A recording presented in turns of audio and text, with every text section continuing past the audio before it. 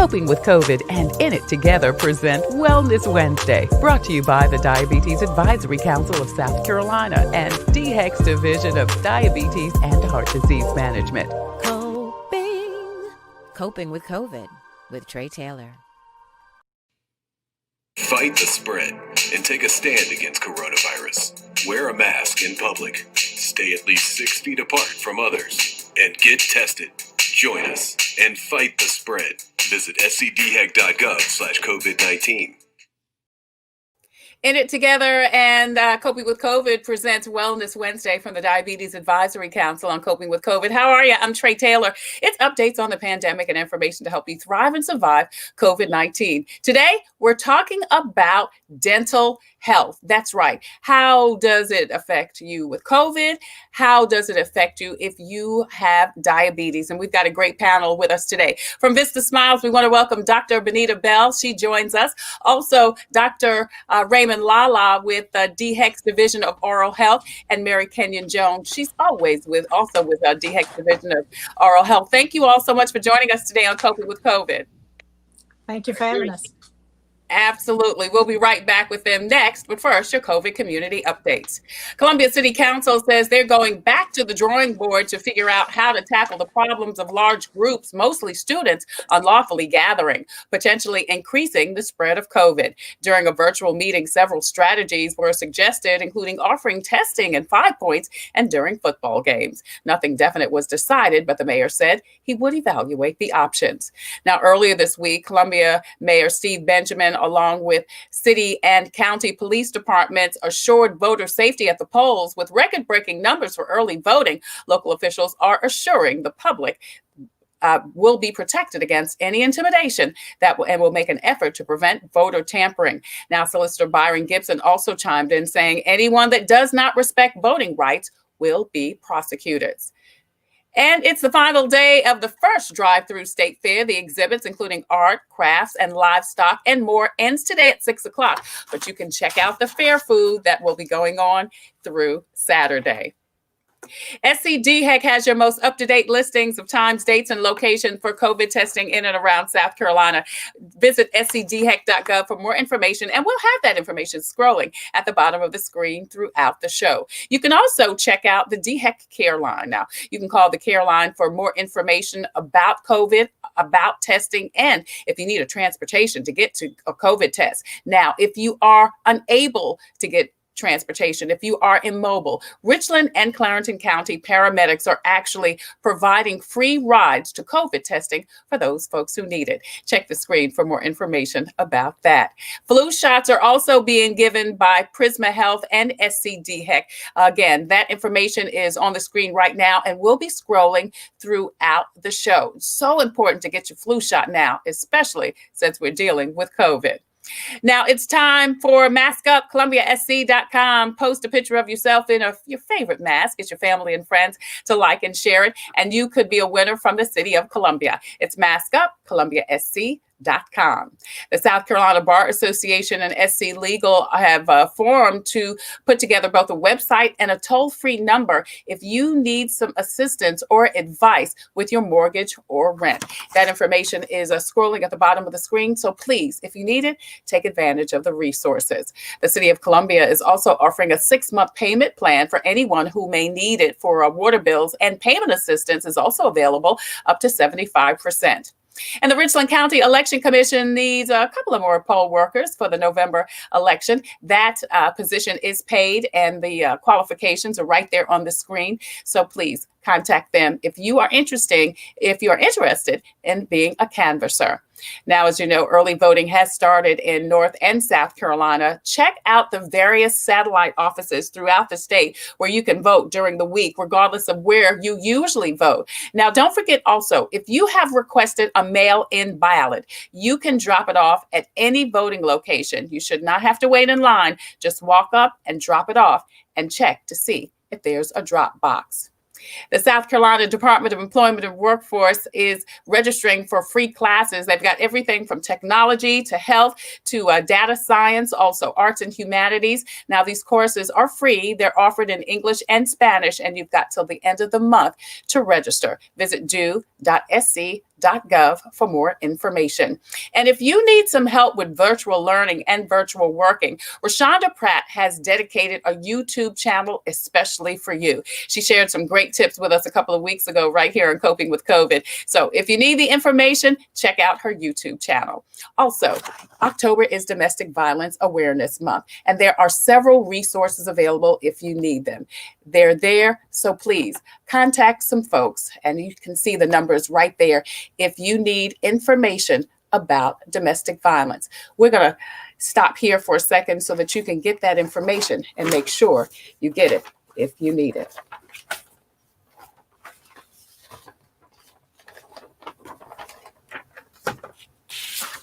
I'm Trey Taylor, and you're watching Coping with COVID, updates on the pandemic and information to help you thrive and survive COVID-19. We are streaming live on the TaylorMade Production Facebook page, so please go over there and like and share. Not only can you watch Coping with COVID Monday through Saturday at 2 p.m., you can also get all of your COVID-related updates. We're also streaming live on YouTube. I want to say hi to all of you YouTubers. Thank you so much for joining us on Coping with COVID. Now, we are also streaming live on the In It Together page. That's right. So please go over to the In It Together page and make sure you like and share that too, because we want you to get all of the information that is available from In It Together.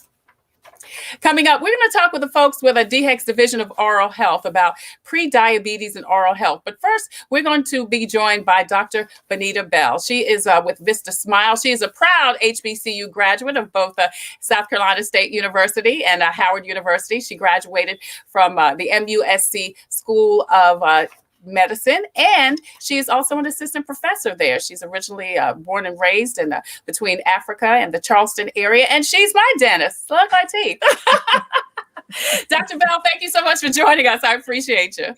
Thank you for having me, Trey. Absolutely. So, are there some concerns, Dr. Bell, that people need to be conscientious about concerning COVID and dental health? Well, there are always concerns about dental health. I think one of the things I like to stress with my patients is that some things never change. And those things are basic oral hygiene at home, the brushing, the flossing, being very thorough and intentional about your oral care. Because, you know, obviously we're shut in, we're not able to get around as much as we want, but we still want to do the things that keep us healthy. Right. And those things keep you dentally healthy. I like to tell my patients, you still want to use a basic toothpaste to brush your teeth. You still want to floss. You still want to use a mouth rinse. Ideally, one that doesn't burn. I know we like to feel the burn. Yes. But alcohol-free toothpaste is always better. Just like fluoride toothpaste is always better. And a paste is always better to me than a gel. Okay. So you want to keep it very, very basic. And we have so many choices on mouth rinses now. There's some natural mouth rinses. Most of the major mouthwash folks give you an option. So you can use something like that. Well, so, let me go. Those have to stay in place. Well, let me go back to what you said. You prefer a paste versus a gel. Why? Well, I like to look at the abrasiveness and the content of any kind of extra alcohols or things like that. And I think the closer you get to less additives, the better it is for your teeth. Okay. You know, you mentioned I'm raised in Africa. In Africa, a lot of times we use the chewing stick and we don't even have toothpaste. And we have strong teeth. So toothpaste is just an incentive for you to brush. It makes it a lot more pleasant, a lot nicer. But the idea is to debride or clean your teeth. Now, I've heard some people say they actually brush with mouthwash. Like they'll put the mouthwash in and then kind of, put the toothbrush around. Is that okay? Or does it need to be toothpaste? Okay. It doesn't have to be toothpaste. It has to be efficient brushing. The principle even on the electric toothbrushes are that the toothbrush itself does the debriding or the cleaning portion. The mouth rinse obviously is an added benefit. The fluoride is absolutely an added benefit if you have children. you want them to have fluoride and you want them to have that in their mouth rinse. Mm-hmm. But even at that, thorough brushing, there's no substitute for that at all. Right. Well, you mentioned the electric toothbrush. I was going to ask you about that too. So are you saying yes or no to electric toothbrush? I like electric toothbrushes. Okay. I do, because an electric toothbrush will keep you honest. Right. If you press on that electric toothbrush too much and you begin the scrubbing motion, which we don't recommend, that toothbrush will stall. It'll stall right out and stop spinning. And that means you're doing too much. Okay. You have to be thorough, but you don't have to be forceful. You don't have to scrub like we did back in the day.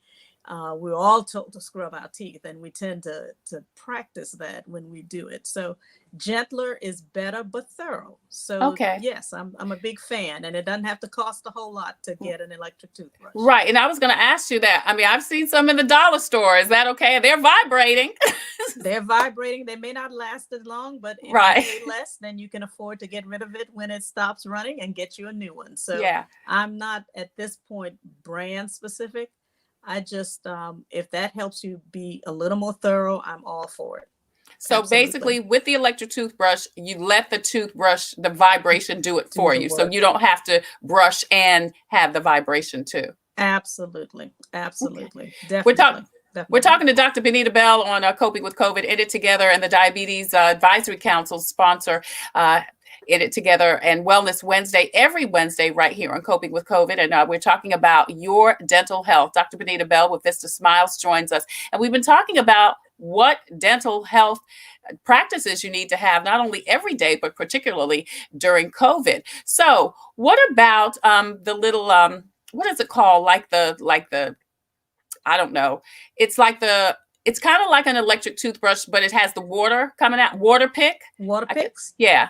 The water picks are good. Water picks are good after you have brushed and flossed. Because Okay. once again, the floss is helping you get food that is where the teeth touch.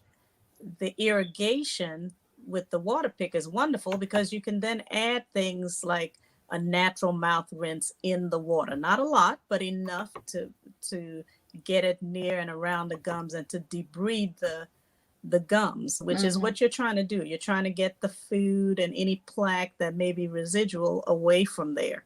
So yeah, I like those kinds of accessories. You have to be careful how you use it, and they come with great directions, and if you follow those directions, they're fine. And most people's dentists, if you have a problem with it, will allow you to bring it in, and they'll show you how to properly use that irrigation system.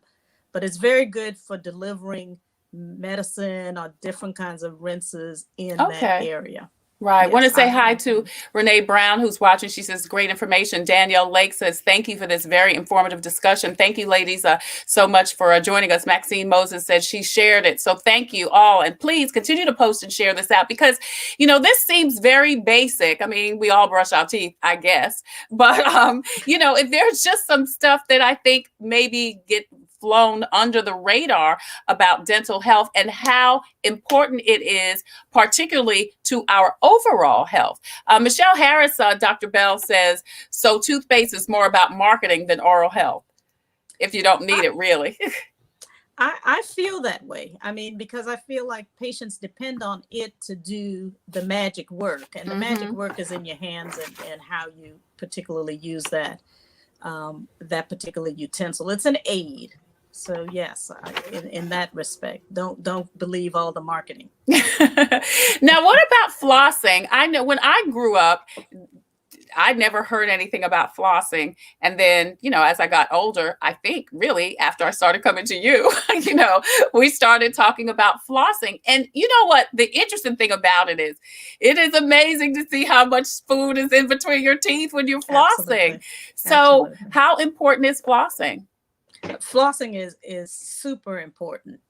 There's some areas of your mouth that are self-cleansing. Obviously, the front part of your mouth, you can run your tongue across like I just did, and it works. But in between your teeth is unique because they touch. And so if anything gets caught in there and sits for any length of time, it begins to break down that outer enamel that's so important to keeping our teeth healthy and, keeping us out of the big P word, which is pain, that everybody does not like. The other thing about it, and I haven't talked about it a lot, is periodontal disease. Right. So, if you're not able to get the plaque from your gums and from around your teeth, then it affects your gums and ultimately the bone which holds the teeth. And then you have a more severe issue going on. So you have cavities that we're very concerned about, but we're also concerned about that foundation, which is your gums and your bones that surround them. So absolutely, you wanna get that technique down. You really Yeah. do. Yeah. So what does that can it even affect your, again, as I say, physical health, which then in turn could make you susceptible to viruses such as COVID or any other, kind of virus? Does it break down your health if you're not properly caring for your teeth? Well, I think it's a symbiotic relationship. In other words, there's some things that are that kind of work against and for your body. And obviously, having plaque, which contains a lot of bacteria, ultimately is not good if you have a precondition that you're coming in with, or you're trying to keep as healthy as you can and not have infection. Like, I know your speakers are going to talk about diabetes. So diabetics, for example, don't need to have a heavy load of bacteria in their mouth because of periodontal disease or because of a buildup of plaque and a lack of good oral hygiene, because that's not going to help them in the long run do the things they need to do. And likewise, they have to be mindful as well about what they're eating, how much they're eating of any one thing. And ultimately, if a problem arises and they get in the dental office, there are some considerations, obviously, that we have to be aware of as they are patients of ours, and making sure we can take care of them in the way that keeps them safe as well. I remember once you told me that I'm a big salivator. I salivate. I got a lot of spit in my mouth. and you told me that really helps my oral health, because the water or the fluid helps clean out my mouth, kind of as a self cleaner. Is that correct? That's correct. And it also tells you that your salivary glands are working. I Mm-hmm. mean, they're there for a reason. They're there to keep your mouth moist, so you can avoid dry mouth syndrome, which a lot of times if you're on medication, that is a problem. Right. But the drier your mouth, the more susceptible you are and the more prone you are to have cavities and have your teeth break down. It's like every other part of our body. We need water, we need saliva, we need moisture for things to be healthy. And that's what saliva does. It also helps move some of that debris around, and it doesn't get sticky and stay on your teeth for long. So I'd rather see a mouth full of saliva than a dry mouth, Yeah. because it can be problematic. Should people drink more water just to kind of help that process? Oh, absolutely. I mean, anything that hydrates the body and doesn't make things calcify is going to help. We don't need calcified salivary glands. We need things to flow. We need to really make sure that our mouth is lubricated, which as we get older, that tends to be a problem, sometimes more so with women, but we do want to make sure that we have a lot of fluid intake. Mitchell Peace Joy Jen says Dr. Bell is providing great information. She says hi from the Mitchell family. Hey there. Thank you so much for joining us on Coping with COVID. We are talking to Dr. Benetta Bell with Vista Smiles. And I want to ask you also, Dr. Bell, about brushing our teeth. Should we still do it twice a day or more? Or do we do it after every meal? What's the best practice? My preference is to do it after you've had a meal, with a caveat. You don't want to have a meal and then run and brush your teeth. You may want to rinse first, get the debris out, get the pH of your mouth a little more neutral, because depending on what we eat or drink, we could have an acidic mouth versus a neutral mouth. Right. So I say drink some water after whatever you eat. Let it sit for about 20, 30 minutes and then brush your teeth. Most of us will run and brush our teeth immediately after we've had say we had a soda, which is highly acidic and high in sugar. And we run and go brush our teeth immediately after we had that soda. Well, your teeth are more porous at that point. Oh. You actually can do physical damage to your tooth depending on how vigorous you're brushing. So yes, you want to get your mouth to a pH that's pretty neutral. So water will do that, and waiting a few minutes, and then you go brush.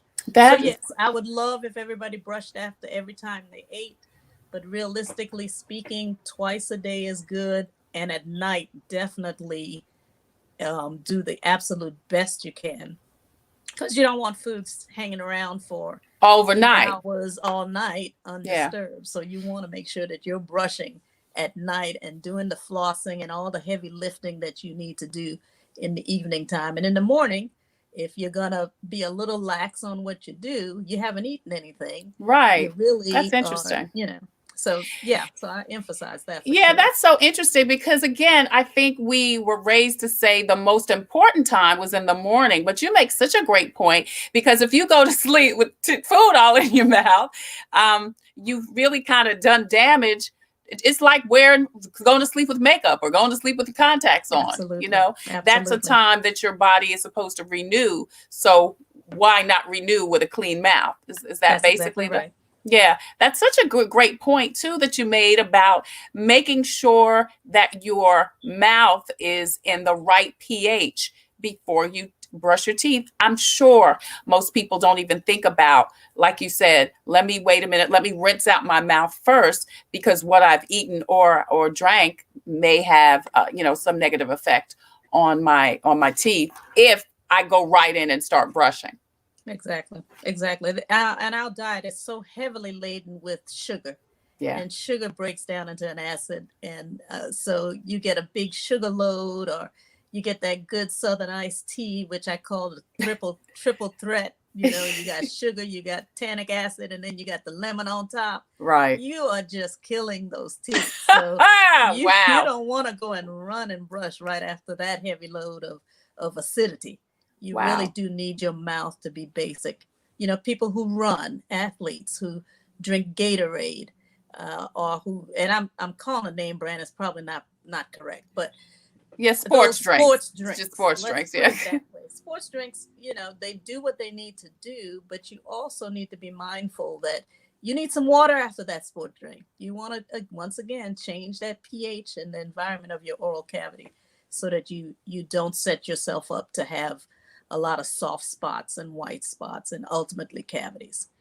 In it together and the Diabetes Advisory Council present Wellness Wednesday on Coping with COVID. I'm Trey Taylor. Thank you so much for joining us. Please continue to post and share this information out so we can get this message to the masses. We're talking about your dental health. Dr. Benetta Bell with Vista Smiles joins us, and we've been just giving some basic information about dental health. So what about bleeding gums? Let's talk a little bit about that, Dr. Bell. What does it mean if your gums are bleeding? Bleeding gums are not healthy. You may have bleeding gums if you've traumatized yourself or if you've been overzealous flossing. But when your gums just spontaneously bleed or bleed at the slightest touch of your toothbrush, that's a sign, that's a warning that you have gingivitis leading ultimately to periodontal disease, or periodontitis as we call it with the big words. So let's say you go to bed and let's say for a weekend you decide you're not going to brush. Whatever. Well, why would you do that? But I digress. But in a case like that, or you brush and you're not very careful about it, right, and plaque remains over 24 hours or 48 hours in one space, you're going to find those gums are going to begin to bleed. Now, that's not gum disease yet, but having that kind of repetitive attack on the gums ultimately causes gum disease. And the big deal about that is that's what causes a lot of tooth loss. Mm. The majority of the time, people lose teeth because of periodontal disease. And it's a very slow, insidious process. You are, 1 minute teeth are solid in the bone, and the next minute you're saying, oh, I feel a little looseness here. Mm-hmm. And then I see a little bleeding. What's going on? So absolutely, you want to keep that under control. That's not normal. Right. So So we need, so even if even when you brush, your teeth shouldn't bleed, no, when you're not if you're flossing your teeth. brushing your teeth Okay. properly. Your gums should not be bleeding. Okay. And Now, flossing, when you're flossing, should your teeth bleed? if you're flossing correctly, you should not see blood. Okay. A lot of us go up and down with the floss in this up and down motion. Yeah, That's I think not, I go. Yeah, I go up and down. flossing, you have to curve the floss and be very deliberate with it.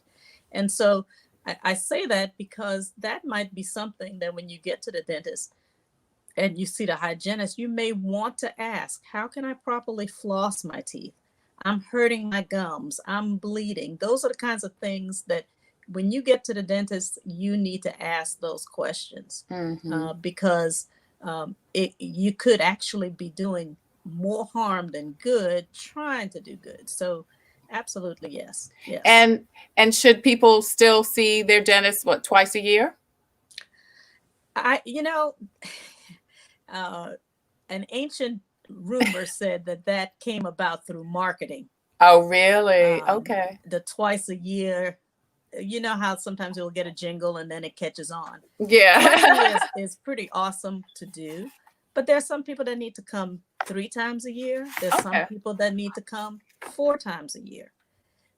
You need to come as often as it keeps your gums healthy. And that means that you have to be monitored on some level by your dental professional, be it the dentist or the hygienist. Now, I understand during this time, it's been a little hard for people to get out and see their dentist. And I don't, in our practice, we really are very sensitive to that, because if it's a matter of whether you have teeth or whether you have a disease that could cause death, obviously you can live and we can help rehabilitate your teeth. We can get you something to eat with. Right. But yes, don't just stay on a fixed schedule. Do it as you need to. The shutdown does have some effects, and we have seen where people have been a little delayed, but that's not to be guilty about it. You just pick up and move forward, especially if you have some dental issues. Issues. Can people feel safe coming back to the dentist? People can feel safe. We have a responsibility as dentists to keep you safe, right? To do the things that CDC tells us to do, to be protective, to clean, to use the PPEs, all of the things that we are required to do, we need to do. And we've seen many patients actually come to us asking about, is this right, or is this okay, or because they felt uncomfortable in the environment that they were. And I can understand that. We do look different. We have more stuff on, but don't be uncomfortable about asking if you have a question or you see something that you're not quite sure is right. Mm-hmm. We'd rather have you in for basic care, and that's our responsibility to keep you safe. And I tell my patients, your responsibility is to let us know, 1, if you're uncomfortable, and 2, if you have any health issues that we need to know about that preclude you from getting the treatment, because that's important as well. Yeah. We want to keep you healthy. We've seen that mask knee has started, which is a type of acne from wearing a mask. Are there any dental concerns from wearing a mask other than you breathing in your own breath? I think only if you are probably an ER nurse or doc where you're constantly behind the mask, and they have a whole lot of gear, and their mouth is drying out. They may not have the opportunity to go get that sip of water that they usually would get every hour. Those kinds of things are concerning, or you work a 24-hour shift. So that could be par for the course. But just wearing a mask in itself, for the general public, there's no reason not to wear that mask. And even in the dental office, wear it until we're ready to work on you. Right. Right. Yeah. Well, I did want to, in closing, ask you about one more thing with the mask, because when you're breathing, I mean, you have the mask on and you're breathing. Is that a true indication of how your breath smells? And I know this sounds like a crazy question, but sometimes right after I have brushed my teeth, I have my mask on, Dr. Bell, and I'm breathing. I'm like, that doesn't smell good. Is that me? Is that me? I'm the only one under the mask, so it's got to be me. Well, it depends. It could be. Once again, you don't have the opportunity all the time to floss. So if you have the opportunity to floss, you might get rid of some of that. And then make sure it's not a reflection of sinus drainage or some type of GI regurgitation or anything like that. So, don't be too hard on yourself, especially since it is yourself. Right. Well, thank you for telling me my breath don't stink. I wondered if it was some kind of something happening with the mask. You know what I mean? So. No, I not that I know of right now. I think that's perfectly normal. Dr. Benetta Bell is with Vista Smiles. Please, if you want some more information, please contact her. You see her information on the bottom of the screen. And I will personally say she has been my dentist since I moved to Columbia in 2001, and I'm not a dentist person, never liked a dentist. I love Dr. Bell, so no disrespect for dentists, but I know a lot of people have trepidation. They have dentist trepidation. Absolutely. And I'll tell you that Dr. Bell, and I don't mind going, because from the beginning she was so gentle with me, and I appreciate you. So I'm a big Dr. Bell proponent. So please check out Dr. Bell at Vista Smiles if you or your child needs a dentist. We're going to come back with more with Dr. Bell, and then bring in some folks from DHEC's Division of Oral Health and talk more about oral health and also diabetes. Speaking of diabetes, if you would like to know how to keep your diabetes manageable, Dr. Nancy Richburg is looking for you to participate in a virtual class this month. Anyone in South Carolina can register. We should have the information up on the screen. You could also email Nancy at salubrisrx.com. The program is a statewide year-long program on Zoom. If we could get that information up, that would be great. Coming back with more information on coping with COVID. In It Together and the DHEC Advisory Council present Wellness Wednesday on coping with COVID. I'm Trey Taylor.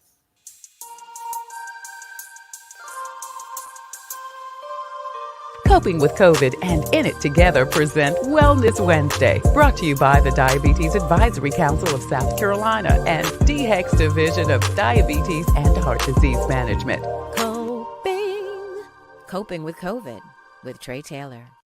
Palmetto Media Connections, connecting media and communities together. Established in 2010 with past national media guests like Janice Huff, Mitch Faulkner, and Dolores Washington, and local celebs like Cynthia Hardy, Miranda Parnell, Vaughn Gaskin, Kevin Cohen, Vanzell Hare, and Makita Pearson, and hosted by Darcy Strickland and Tony G. Palmetto Media Connections in the past has distributed to the community over $1,000 in gift cards. Connect with us on Facebook and subscribe to our YouTube channel, Palmetto Media Connections, connecting media and communities together.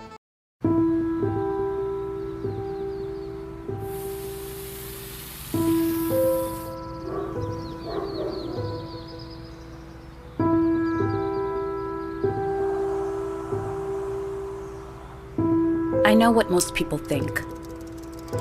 If he broke my jaw, I would just leave. But it's more complicated than that. There are days when you tell yourself to go. Go, go, go, just go. But when you get in that car, You freeze. You think, oh my God, I can't access the bank account. Oh my God, I literally have nothing with my name on it, not even the credit card in my wallet.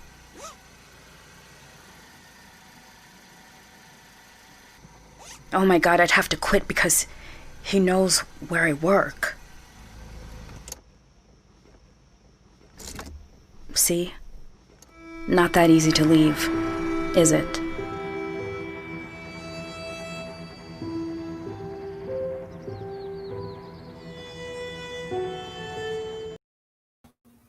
October is Domestic Violence Awareness Month. Please check the information on the screen. If you need help, there are resources and people and organizations that are here to help you. If you or someone you know needs the help, please reach out and get the help you need.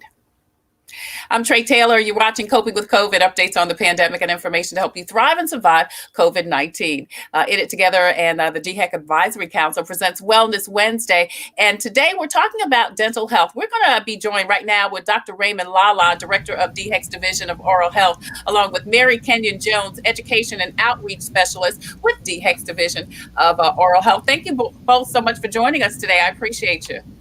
Thank you for having us. Absolutely. So let me ask you first about oral health or dental concerns as it pertains to diabetes or pre-diabetes. Are there specific concerns for those folks that they need to be made aware of? Definitely. Matter of fact, this morning, just came across some new research out of Canada at Toronto, University of Toronto, that actually has identified the connecting factor between diabetes, cardiovascular disease, and oral health and dental disease, periodontal disease or gum disease in particular.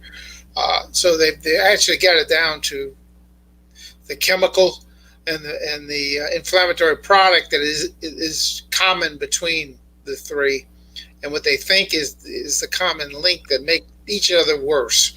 And that's the problem. Is that the combination, they affect each other. People with diabetes have more severe gum disease. People with gum disease have more severe diabetes and more difficulty in controlling their A1C and their sugar. So does that mean, Dr. Lala, that people with diabetes need to do some additional things as far as their dental health is concerned? The basic, when Dr. Bell just did a good job of talking about the basic home care products that you need to do and process that you need to do, and that will do it.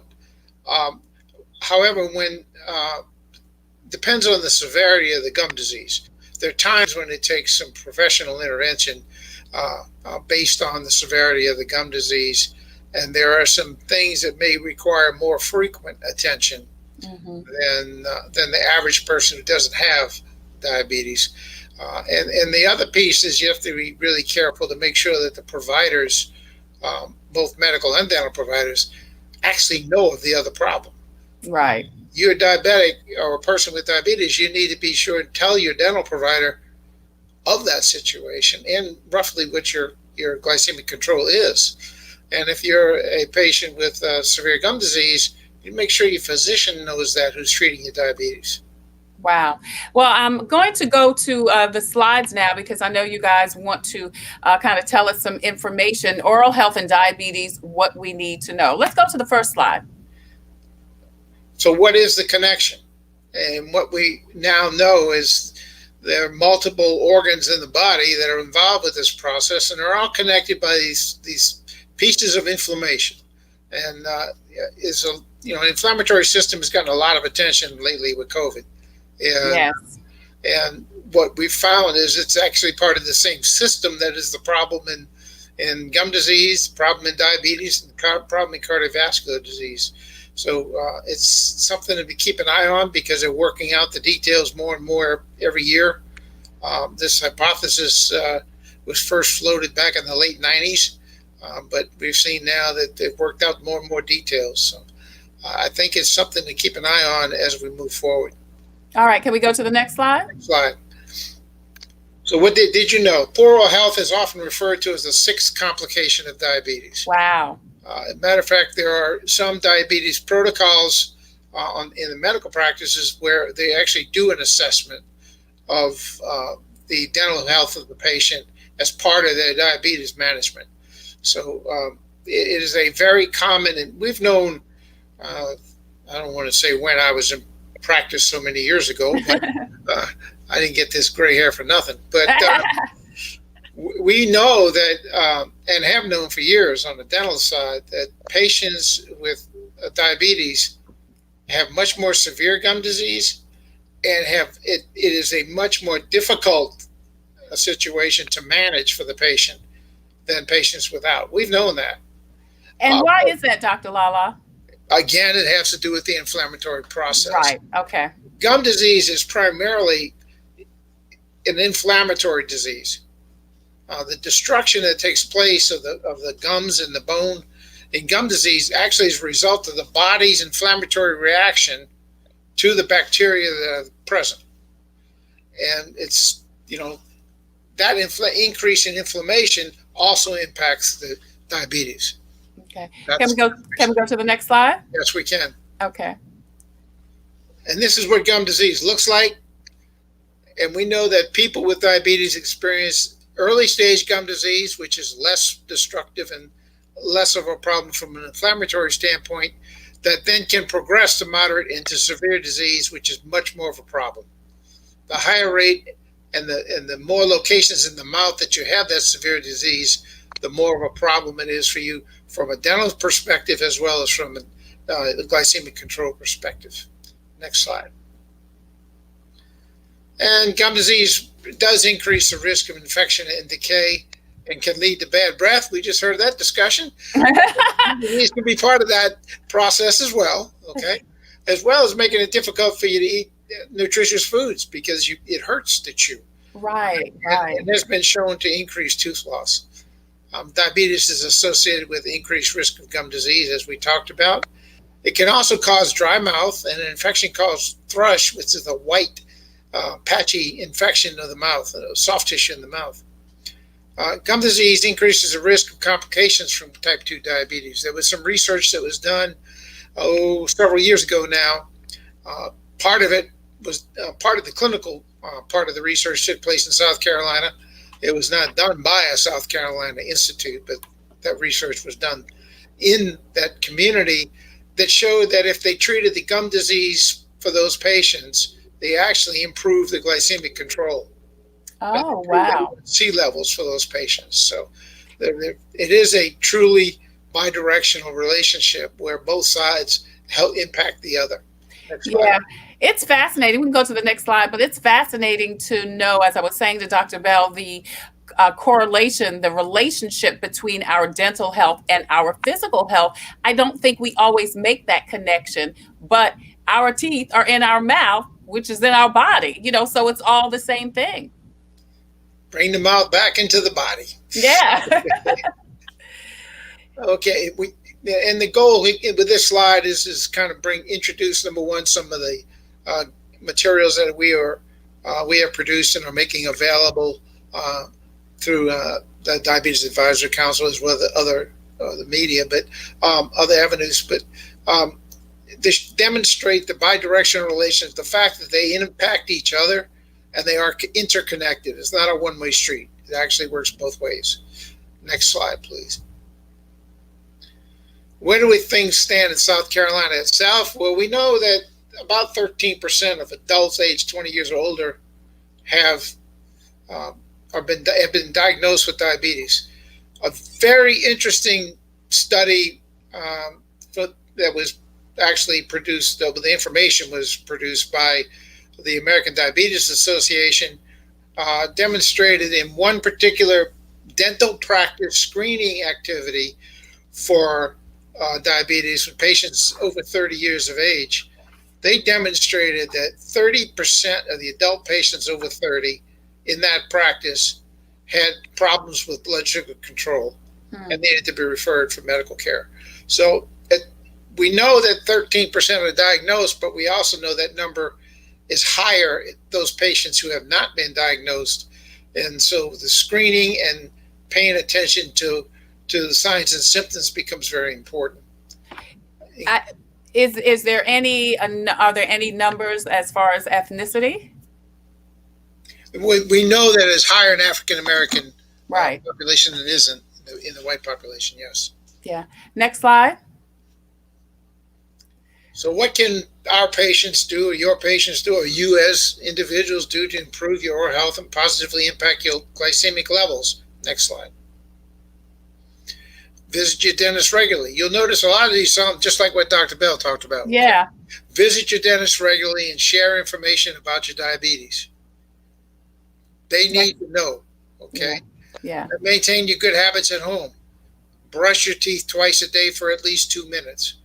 Use dental floss or clean between your teeth. I know about 2 years ago there was some media attention to whether or not floss actually was proven. Well, we know cleaning between the teeth is proven.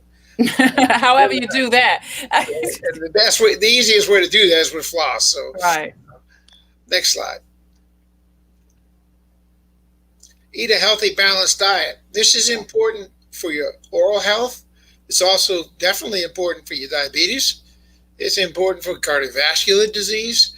It's important for a lot of medical conditions. It's important overall health. And then that's the concept here, is what it will make you overall healthier. And basically it's, fruits and vegetables, not as much sugar or bread, right? Correct. Is there a better bread? Like, I like pumpernickel. Is that better than white bread? Or is that just in my head? I would guess it is. I don't know if I'm not a nutritionist. I don't know. But it would make sense because more whole grain, right, and less refined carbohydrate decreases the amount of available sugar in any product. Right. Okay. And you want to talk about what may be good options for you from a nutrition standpoint with either medical or a dental provider. Drink water with fluoride. And Dr. Bell talked a little bit about fluoride, so you heard that. Fluoride strengthens your teeth. One of the nice things about water with fluoride is everybody benefits from it. Yeah. You don't have to have a fluoride treatment at the dentist's office. You get it every day when you drink, when you brush your teeth, when you drink water, when you eat food cooked with water, okay? And fluoride in water helps protect the teeth by preventing tooth decay. It prevents the development of the decay. It can also help heal teeth that are in the very early stages. Next slide. So what do you need to do as a patient? Number one, you need to help if you have, let your dental provider know, let your medical provider know that you have it. But when you go to that medical visit, we would like to see your medical provider just take a quick look in your mouth and screen for whether or not you need to be referred because of gum disease. Patients who go to a dentist, we would like to have a periodontal exam and diagnosis by the dental provider. So you know your status, you know whether you have it and whether it's a problem for you. A person with diabetes health team should include communication with a dental provider. And a person with diabetes dental team should include communication with a medical provider. Right. It needs to be a team approach to assure the best outcome for the patient. Next slide. Mary Kenyon, can we hear you? Can you hear me? Barely, but we can hear you. Hi, we've had some issues today on staying connected, so this is ironic. But we do have some online resources through our Connecting Smiles website, and then we also have partnered and branded our materials for this initiative with the In It Together, the Diabetes Advisory Council site as well. So I would encourage y'all to visit both of these sites. We have a page specifically on the Connecting Smiles site talking about diabetes and the connection to oral health. You can go to the next slide.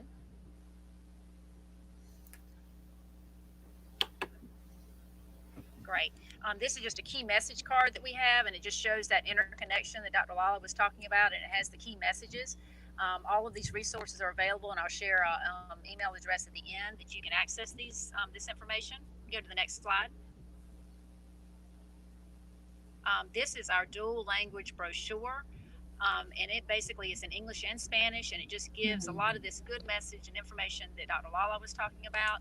And if you go to the next slide, the interesting part about this particular resource is that there's a lifestyle risk assessment tool there that you can actually take yourself and kind of determine your level of risk for diabetes. This is a great thing to take with you and share with your medical and dental provider. We're really trying to bridge the gap between those two. So that you are talking to your medical doctor about your dental issues and you're talking to your dentist about your medical issues, making them aware of your diabetes. You can go to the next slide. And then stay with us or stay connected with us through social media. We work through with our South Carolina Oral Health Coalition Facebook page. You can join that and like us in addition to the In It Together page, and follow some of the information that we have and the latest information we have in regards to oral health, specifically oral health and diabetes. Great. Is that the final slide? No, I think there's one more that Dr. Lala likes to share his final tidbit. Okay. Final thoughts. Yeah. Again, let's bring our mouth back into our body. Our bodies are totally interconnected systems. And that includes our mouth, and includes our eyes, it includes our brains. It's not just certain organs aren't not separate. We're all part of the same system, and they impact each other. And we need to remember that. Maintaining your oral health is an essential part of overall health and well-being, regardless of whether you're a patient with diabetes or not. It's still part of your overall health and well-being. And my final comment is something that those of you who have a little more gray hair like me may remember a U.S. Surgeon General, C. Everett Koop. He is from a dental community. We found it a very fascinating comment to have a surgeon say it, but that is that you're not healthy without good oral health. Right. And that is, as we learn more, it's becoming more and more proven. Thanks. Yeah. Yeah, because we like you said, because we're interconnected and so much that happens in our mouth. And don't you think so, Dr. Lala? And I might get Dr. Bell back in here. I mean, so much happens in our mouth. I mean, we're breathing, we're eating, if we're kids, we're putting our hands in our mouth, so much goes in through the mouth. Everything, for the most part, is our largest entering organ, if that's such a word, so shouldn't we even, don't you think, pay even more attention to it than maybe some of our other organs? Well, I do. I do too.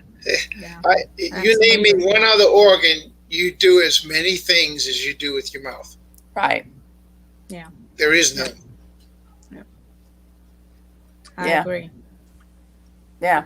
So we need to just be more conscientious about it, whether we have diabetes or not, but particularly if we have diabetes or some other type of disease, because again, as you all are saying, so much can happen if we're not taking care of our oral health. So much disease and decay, as Dr. Bell said, can happen and affect everything else in our body.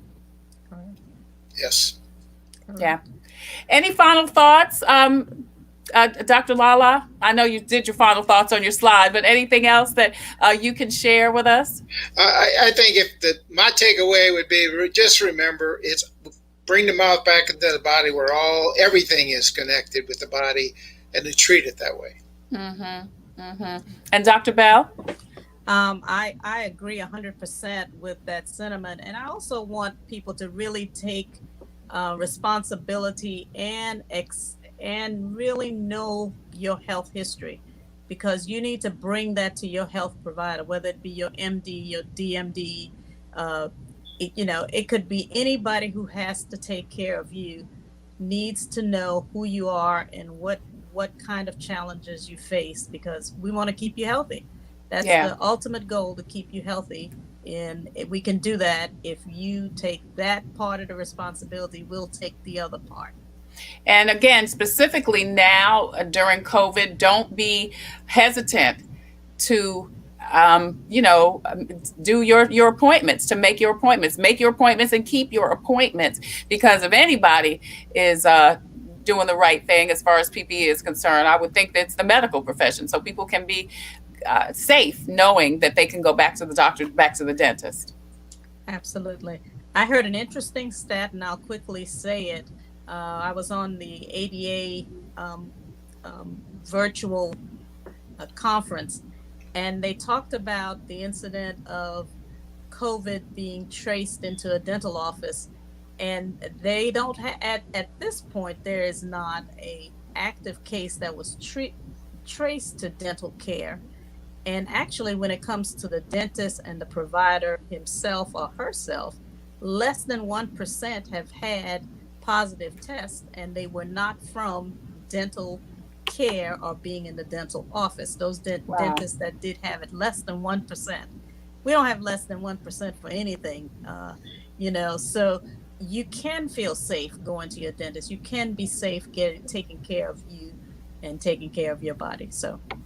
Right. That's good. Michelle Harris also says, please be sure to take advantage of cleanings and services on your dental plan. Absolutely. Don't miss any of them. Yes, indeed. Yeah. You paying for them whether you go or not, so you might as well go ahead and take advantage of it. Dr. Benetta Bell with Vista Smiles, Dr. Raymond Lala with the Division of Oral Health at DHEC. Thank you both, and Mary Kenyon Jones in her absence. I'm so sorry she had some connectivity problems. Thank you all so much for sharing this information. Thank you, Dr. Lala, for the Connecting Smiles initiative that you guys are doing with In It Together, where people can get those resources. And again, we encourage you to please visit connectingsmilessc.org for more information on your dental health, particularly as it affects diabetes. Ladies and gentlemen, thank you guys so much for joining us today on Coping with COVID. We appreciate you. Thank you. Absolutely. Thank you. I want to remind you that if you do have pre-diabetes and would like to keep it manageable, Dr. Nancy Richburg is looking for you to participate in a virtual class this month. Now, you can register. You see the information right there. That is the registration information at salubrexlrx.com/prevent-T2, or email her at salubrexrx.com. The program is a statewide year-long program on Zoom. Coping with COVID and In It Together presents Wellness Wednesday from the Diabetes Advisory Council. I'm Trey Taylor, and coming up tomorrow on Coping with COVID, we're going to continue our election 2020 coverage with Richland 1 school board candidates Shay Harley and Raquel Thomas. Also, Faith Friday with Bishop Eric Freeman from the Meeting Place. Now, if you have a story that can help someone cope with COVID, please go to the Tailor Made production page on Facebook and inbox me, and we'd love to talk to you. If you have a product or service that could help someone cope with COVID, please email copingwithtreytaylor@gmail.com. And we'd love to talk to you about being a proud sponsor of Coping with COVID, just like In It Together, SCDHEC, the City of Columbia Office of Business Opportunities, Palmetto Media Connections, and also Agape Counseling and Training Center. As always, I leave you with a reading from Jesus Calling. Today it says, to live in my presence consistently, you must expose and expel your rebellious tendencies. When something interferes with your plans or desires, you tend to resent the interference. Try to become aware of each resentment, however petty it may seem. Don't push those unpleasant feelings down. Instead, let them come to the surface where you can deal with them. That's good. Ask my spirit to increase your awareness of resentment feelings. Bring them boldly into the light of my presence so I can free you from them. The ultimate solution to rebellious tendencies is submission to my authority over you. Intellectually, you rejoice in my sovereignty, without which the world would be a terrifying place.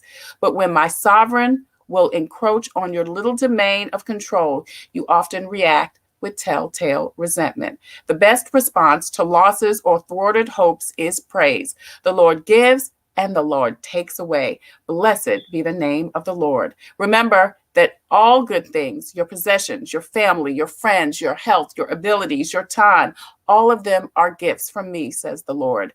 Instead of feeling entitled to all of those blessings, respond to them with gratitude. Be prepared to let go of anything I take from you, but never let go of my hand. That's your Jesus Calling for today, Wednesday, Wellness Wednesday, October 22nd. I'm Trey Taylor. Until the next time, I wish you peace and abundant blessings. Be careful, be safe, and please wear your mask over your nose and under your chin. And brush your teeth, too. I'll see you tomorrow.